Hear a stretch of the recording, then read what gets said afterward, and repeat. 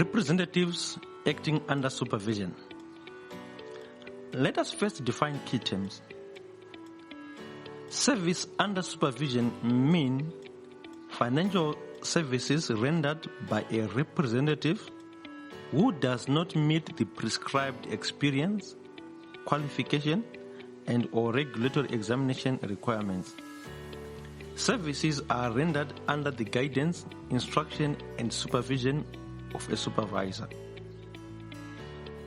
Direct supervision means the supervision of the financial services rendered by a representative under the guidance, instruction, and supervision of a supervisor, and which occurs on a regular basis ranging between daily and weekly.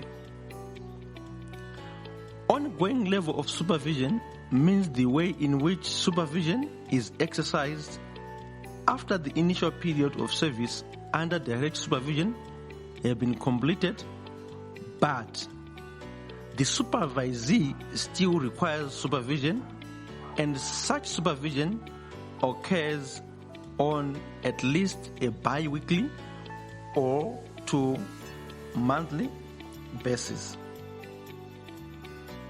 This applies to all reps appointed without meeting all the competence requirements.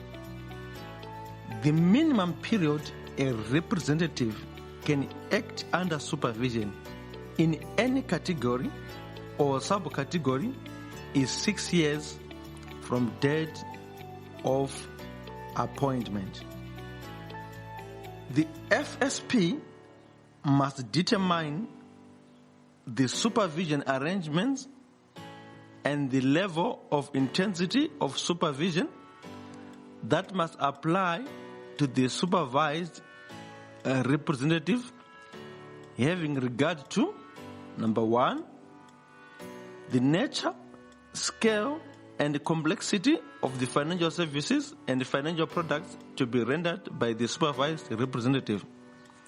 Number 2, the supervised representative's assessed level of competence. Number 3, the risk to clients and the FSP.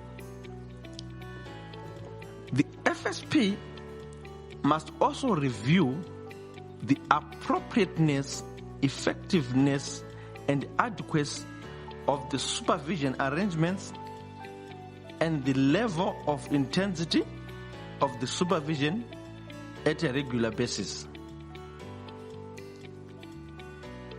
The FSP must determine the criteria and procedures to assess whether it is appropriate for a supervised representative to work under a reduced level of intensity of supervision. Each supervisee must have a supervisor and a supervision plan which must be reviewed and updated. The FSP must indicate on the representative register whether the representative is acting under supervision or not. The register has to distinguish between representatives who are acting under supervision and those who meet all the requirements and not acting under supervision.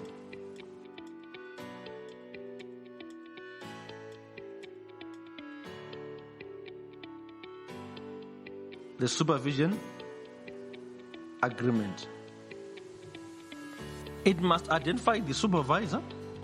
The FSP and supervised representative must enter into a written supervision agreement prior to the rendering of services under supervision. The agreement may form part of any other relevant agreement or the FSP's performance management process.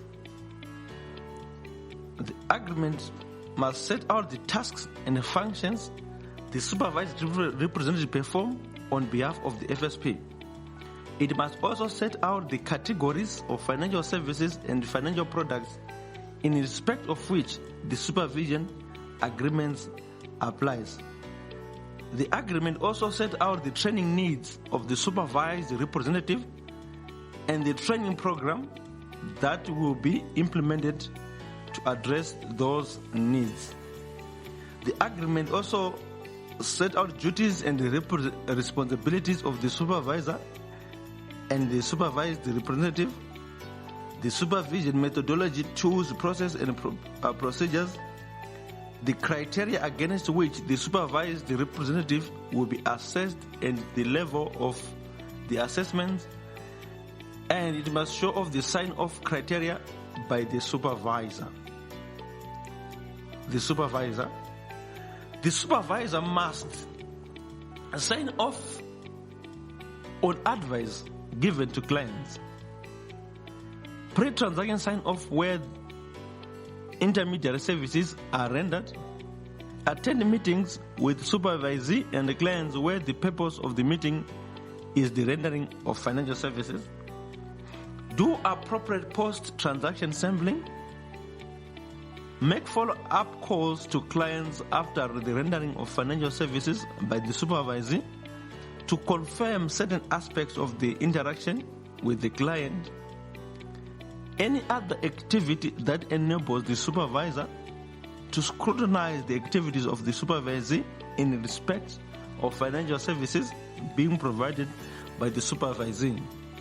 The supervisor must also ensure that the supervisee has a good understanding of and exposure to the categories and or subcategories in which he is providing financial services.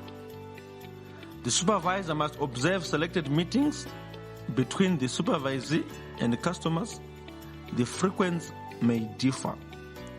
The supervisor must assess the advice given by the supervisee for appropriateness in terms of requirements of the General Code of Conduct. He or she must also ensure that the FSP or key individual takes the necessary action to protect the client where it is found that the supervisee's actions may not have been in the interest of the client. You have documented evidence together with the supervisee of the method and frequency of the supervision for the period of service under supervision. The supervised representative. Supervised representative must adhere to the requirements of the supervision agreement. He or she must provide the supervisor upon request, where applicable, with any records or documents regarding the advice given and or intermediary services rendered. Must disclose to clients that he or she is acting under supervision.